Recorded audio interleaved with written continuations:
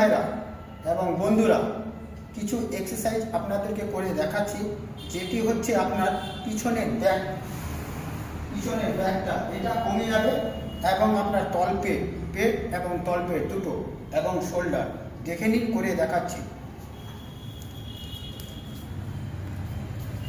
1 2 3 4 5 6 7 8 9 10 11 12 13 14 15 16 17 18 19 20।